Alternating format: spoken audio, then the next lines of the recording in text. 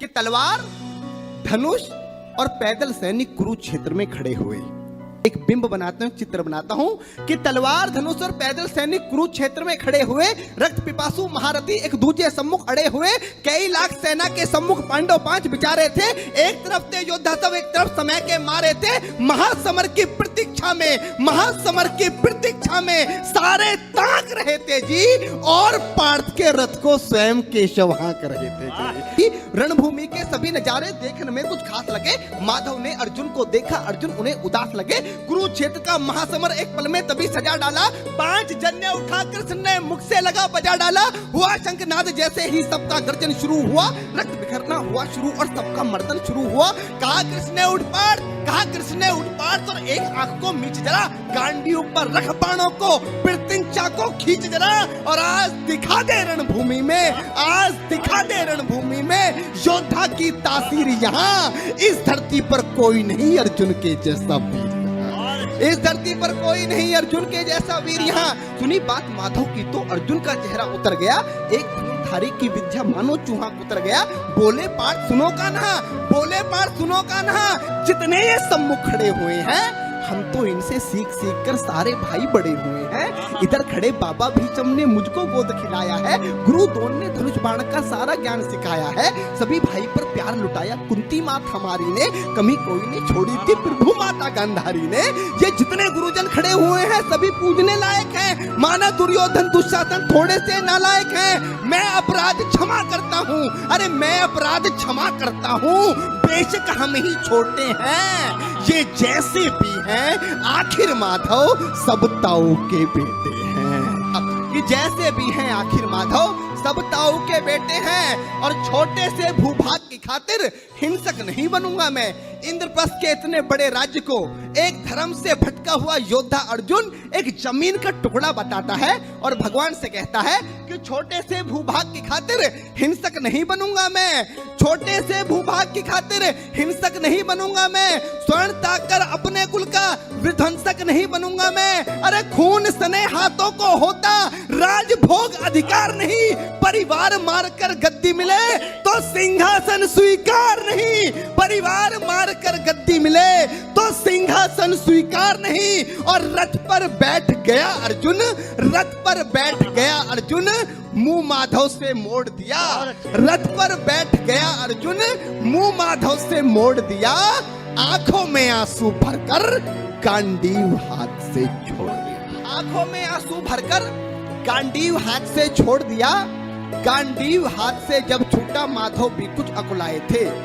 भगवान ने सोचा कि इसने तो बेइज्जती करा दी, इससे अच्छा तो मैं शंखनाद नहीं करता, पर भगवान अपनी बेइज्जती कभी स्वीकार नहीं करते कि गांडीव हाथ से जब छूटा माधव भी कुछ अकुलाए थे।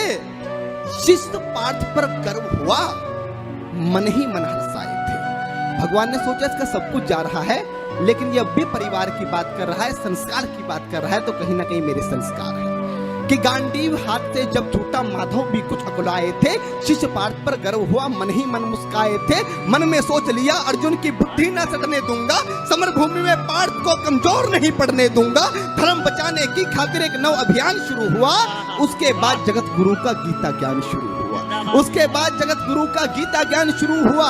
एक नजर में, एक नजर में, एक नजर में, एक नजर में रणभूमि के कण-कण डोल गए माधव। टकटकी बांधकर देखा अर्जुन, एकदम बोल गए माधव, पार्थ मुझे पहले बतलाते, ए पार्थ मुझे पहले बतलाते, मैं संवाद नहीं करता, पार्थ मुझे पहले बतलाते, मैं संवाद नहीं करता, तुम सारे भाइयों की खातिर कोई विवाद नहीं करता। पांचाली के तन पर लिपटी साड़ी खींच रहे थे वो, दोषी वो भी उतने ही हैं, जबड़ा भींच रहे थे जो, घर की इज्जत तड़प रही कोई तो टूक नहीं बोले, पौत्र बहू को नगन देखकर गंगा पुत्र नहीं खोले, तुम कायर बनकर बैठे हो, ये बात बड़ी बेशर्मी है। संबंध उन्हीं से निभा रहे जो लोग यहाँ अधर्मी है। हे पांडु के पुत्र, अरे हे पांडु के पुत्र, धर्म का कैसा कर्ज उतारा है। अरे शोले होने थे आंखों में पर बहती जलधारा है, शोले होने थे आंखों में पर बहती जलधारा है।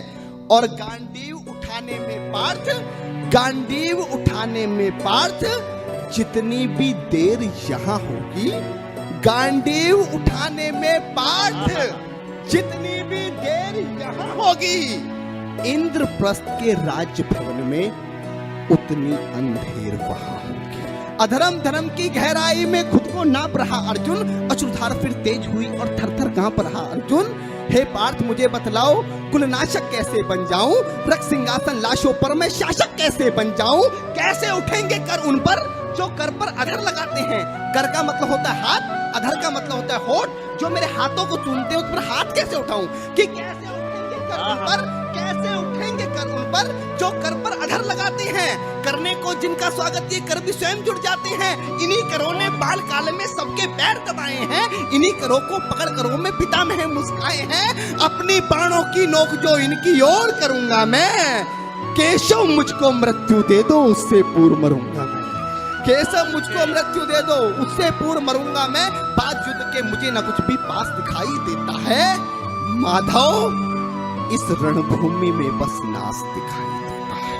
जिंदाबाद। माधव इस रणभूमि में बस नाश दिखाई देता है। बात बहुत भावुक थी किंतु जगत गुरु मुस्काते थे और ज्ञान की गंगा निरंतर चक्रधारी बरसाते थे। जन्म मरण की यहाँ योद्धा बिल्कुल चाह नहीं करते, क्या होगा अंजाम युद्ध का ये परवाह नहीं करते। पार्थ यहाँ कुछ मत सोचो, बस कर्म में ध्यान लगाओ तुम। बात युद्ध के क्या होगा ये मत अनुमान लगाओ तुम। इस दुनिया के रक्तपात में कोई तो साथ नहीं, निज जीवन का करे फैसला नर के बस की बात नहीं। तुम ना जीवन देने वाले नहीं मारने वाले हो, ना जीत तुम्हारे हाथों में तुम नहीं हारने वाले हो। ये जीवन दीपक की भांति यूं ही चलता रहता है, पवन वेग से बुझ जाता है वरना चलता रहता है। मानव वश में शेष नहीं कुछ फिर भी मानव डरता है। मानव वश में शेष नहीं कुछ फिर भी मानव डरता है। वह मरकर भी अमर हुआ जो धर्म की खातिर मरता है। वह मरकर भी अमर हुआ जो धर्म की खातिर मरता है। ना सत्ता सुख से होता है, ना सम्मानों से होता है। डॉक्टर साहब अभी यहाँ पर शहीदों की बात की, दुनिया का सबसे बड़ा सम्मान क्या होता है। पार्थ ने गीता में अर्जुन को बताया कि ना सत्ता सुख से होता है, ना सम्मानों से होता है। जीवन का सार सफल केवल बस बलिदानों से होता है। जीवन का सार सफल बेहद बस बलिदानों से होता है। और देहदान योद्धा ही करते हैं।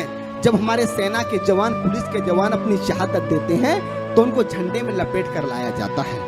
ये सबसे बड़ा सम्मान है। वही पंक्तियां माधव ने कहा कि ना सत्ता सुख से होता है, ना सम्मानों से होता है। मेरे जीवन की डॉक्टर साहब सर्वश्रेष्ठ पंक्तियां दे रहा हूं अपने जीवन की, कि ना सत्ता सुख से होता है, ना सम्मानों से होता है। जीवन का सार सफल केवल बस बलिदानों से होता है। और देहदान योद्धा ही करते हैं। देहदान योद्धा ही करते हैं, ना कोई दूजा जाता है। देहदान योद्धा ही करते हैं, ना कोई दूजा जाता है। रणभूमि में वीर मरे तो शव भी पूजा जाता है।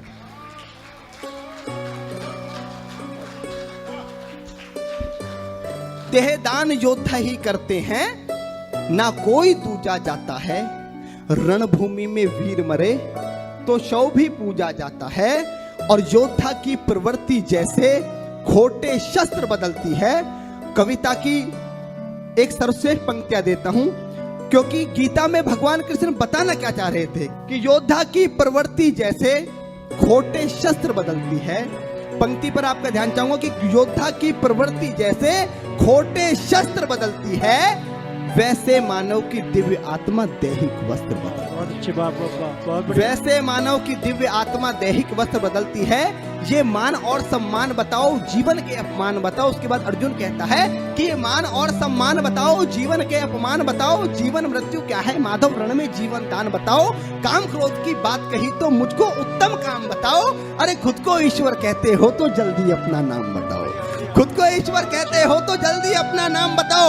इतना सुनते ही माधव का धीरज पूरा डोल गया। 3 लोक का स्वामी फिर बेहद गुस्से में बोल गया, अरे कान खोलकर सुनो पार्थ, मैं ही त्रेता का राम हूँ। कान खोलकर सुनो पार्थ, मैं ही त्रेता का राम हूँ। कृष्ण मुझे सब कहते हैं, मैं द्वापर का घनश्याम हूँ। रूप कभी नारी का रखकर मैं ही केस बदलता हूँ। धर्म बचाने की खातिर मैं अनगिन वेश बदलता हूँ। विष्णु जी का दशम रूप में परशुराम मतवाला हूँ। नाग कालिया के फन पे मैं मर्दन करने वाला हूँ। बाकासुर और महिषासुर को मैंने जिंदा गाड़ दिया।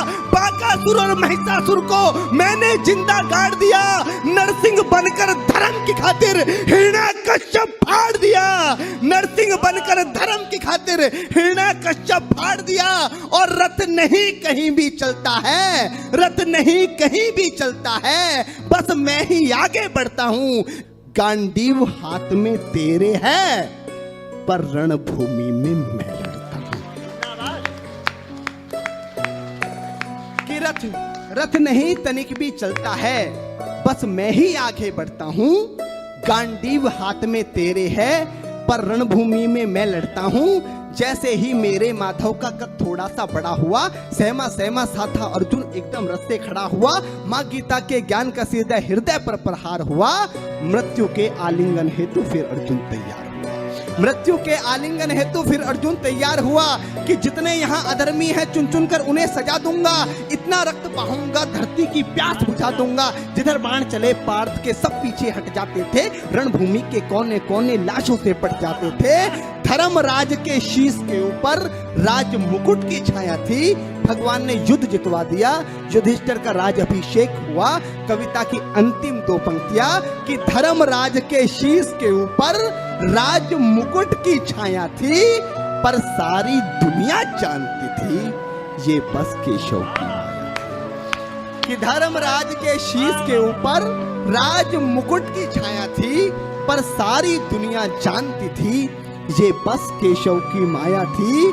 और धर्म किया स्थापित जिसने, धर्म किया स्थापित जिसने, दाता दया निधान की जय। हाथ उठाकर सारे बोलो चक्रधारी भगवान की जय।